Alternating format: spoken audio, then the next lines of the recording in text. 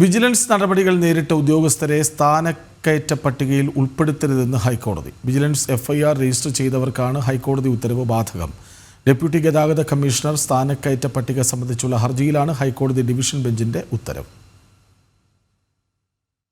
Deputy ഗതാഗത commissioner സ്ഥാനക്കയറ്റത്തിൽ vigilance നടപടി നേരിട്ട ഉദ്യോഗസ്ഥനെ ഉൾപ്പെടുത്തരുതെന്ന അഡ്മിനിസ്ട്രേറ്റീവ് ട്രൈബ്യൂണൽ ഉത്തരവ് ശരിവെച്ചുകൊണ്ടാണ് ഹൈക്കോടതി വിധി.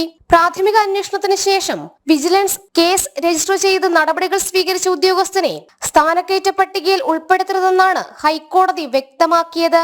അഡ്മിനിസ്ട്രേറ്റീവ് ട്രൈബ്യൂണൽ ഉത്തരവിനെതിരെ ഡെപ്യൂട്ടി ഗതാഗത കമ്മീഷണറായി സ്ഥാനക്കയറ്റം നേടിയ കാക്കനാട് സ്വദേശി നൽകിയ ഹർജി തള്ളിയാണ് കോടതിയുടെ ഉത്തരവ്.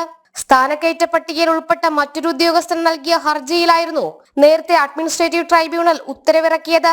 ചട്ടപ്രകാരം വിജിലൻസ് നടപടി നേരിടുന്ന ഉദ്യോഗസ്ഥന് സ്ഥാനക്കയറ്റം നൽകരുതെന്ന കണ്ടെത്തൽ ശരിവെച്ചുകൊണ്ട് ഹൈക്കോടതി അപ്പീൽ തള്ളുകയായിരുന്നു. ജനം, കൊച്ചി.